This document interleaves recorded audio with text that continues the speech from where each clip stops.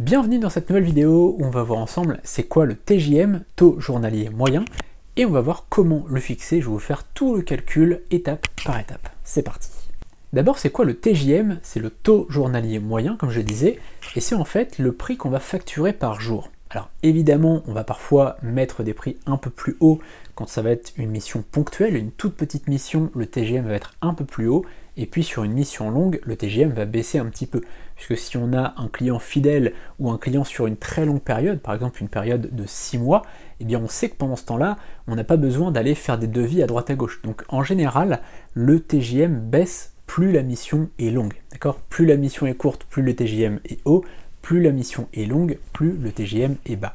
Sur les plateformes comme BeFreelancer par exemple, là c'est un peu différent, BeFreelancer, ComeUp, etc. ou Fiverr au départ, c'est Fiverr qui a un peu donné cette tendance du service en ligne. Et bien sur ces plateformes-là, vous allez avoir un service, donc là en fait vous devez un peu inclure le TJM, c'est ce qu'on verra dans la prochaine vidéo.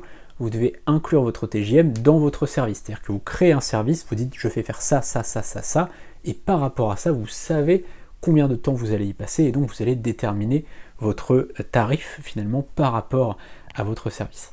Donc ça, c'est deux façons de voir les choses, mais au départ, on commence toujours par le TJM, savoir combien on va facturer par jour. Ça, c'est très important de l'avoir toujours en tête quand on est freelance, on doit savoir combien on facture par jour, et d'ailleurs, vous pouvez à la fin de l'année, regarder, voilà, j'ai travaillé 200 jours par exemple, j'ai facturé en moyenne tant d'euros par jour. C'est très important de le calculer chaque année pour savoir si en moyenne votre TJM a augmenté ou non.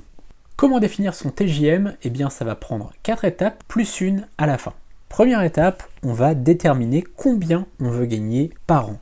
Imaginons qu'on souhaite gagner 30 000 euros net dans la poche, eh bien on va noter cette somme. La deuxième étape, ça va être de diviser par 0,75 pour ajouter les cotisations sociales. Pourquoi? Puisqu'en auto-entreprise, on a 25% de cotisations sociales, donc on fait diviser par 0,75. Là, en l'occurrence, notre salaire finalement qu'on veut, le salaire net qu'on veut, c'est 30 000. Donc on va faire 30 000 divisé par 0,75, ça nous donne 40 000, c'est en fait le chiffre d'affaires qu'on doit faire par an. Ensuite, la troisième étape, ça va être de diviser par le nombre de jours travaillés dans l'année. Alors soit on veut faire une rétrospective de l'année précédente, et donc on va prendre notre chiffre d'affaires et on va le diviser par le nombre de jours qu'on a travaillé dans l'année, ou bien on veut faire une estimation du TJM qu'on doit facturer, et donc on va prendre finalement le nombre de jours qu'on souhaite travailler dans l'année. Imaginons que ce soit 200 jours par an, on veut travailler 200 jours par an, eh bien on va faire 40 000, donc notre chiffre d'affaires 40 000, divisé par 200 jours travaillés, égale 200 euros. Donc ça, c'est vraiment à ce moment-là, finalement, le TJM qu'on devrait facturer, mais on va ajouter quelque chose, puisque c'est très important de le prendre en compte à ce moment-là. La quatrième étape, c'est d'ajouter les commissions de vos apporteurs d'affaires, puisque la plupart des freelances aujourd'hui ont des apporteurs d'affaires.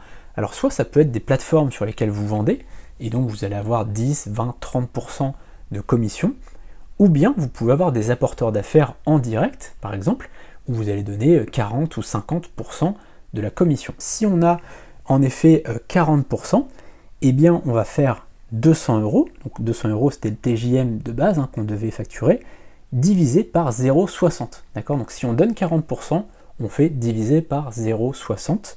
Et là, ça va nous donner 333,33 euros. Donc là, c'est le TJM qu'on devrait facturer. On va l'arrondir à 350 euros. C'est plutôt un TJM assez bas, pas forcément un TJM d'une personne qui a énormément d'expérience, mais pour quelqu'un qui débute ou qui a 2-3 ans d'expérience, 350 euros de TJM, c'est pas mal. Et enfin, la cinquième étape, ça va être de diviser par le nombre d'heures qu'on travaille par jour. Si par exemple on travaille 7 heures par jour, on va faire 350 divisé par 7 heures, ça nous fait 50 euros de l'heure. On sait qu'on doit facturer 50 euros de l'heure pour avoir 350 euros par jour et donc pour gagner ce qu'on veut gagner à la fin de l'année. C'est aussi simple que ça, 50 euros de l'heure, si on travaille vraiment 7 heures par jour, on va gagner 350 euros par jour et donc ça nous fera notre salaire à la fin de l'année. Comme je disais, 350 euros de TJM, c'est bien, mais c'est pas exceptionnel. Vous pouvez aller beaucoup plus haut en fonction de votre spécialité.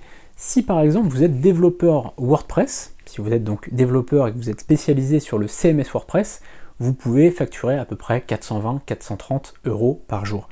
Donc ça, c'est à peu près les chiffres. D'ailleurs, n'hésitez pas à aller voir sur Internet, hein, vous tapez TJM développeur WordPress, vous allez voir des articles là-dessus, vous allez voir Malte, notamment Malte.fr, qui est une plateforme de freelance. Chaque année, ils font un baromètre sur pas mal de métiers différents. Donc que vous soyez graphiste, traducteur, peu importe, sur pas mal de sites, vous allez voir hein, des baromètres, vous allez voir à peu près combien vous devez facturer par jour. Malte le fait très bien pour les métiers liés au développement, puisque c'est une plateforme vraiment dédiée au développement web.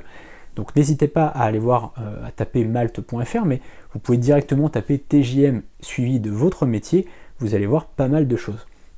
Comme je disais, voilà, 350 € c'est bien, si vous avez un TJM de 350 € par jour, c'est bien si vous êtes expérimenté d'1 an, 2 ans, 3 ans, mais après vous pouvez bien aller au-delà, notamment si vous avez des choses qui sont recherchées ou s'il y a vraiment une offre et demande qui est en votre faveur.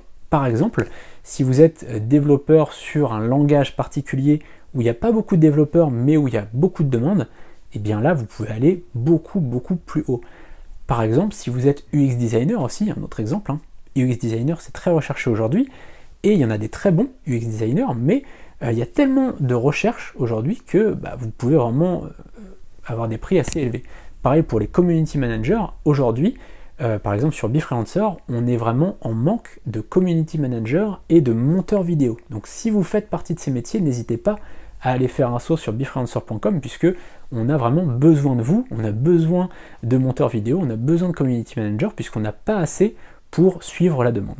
Voilà, c'est la fin de cette vidéo, n'hésitez pas à mettre vos commentaires juste en dessous pour poser vos questions ou donner des petites précisions par rapport à ma vidéo. Si vous avez des choses que vous voulez compléter sur cette vidéo, vous pouvez les dire dans les commentaires, on peut en discuter justement avec grand plaisir, c'est fait pour ça.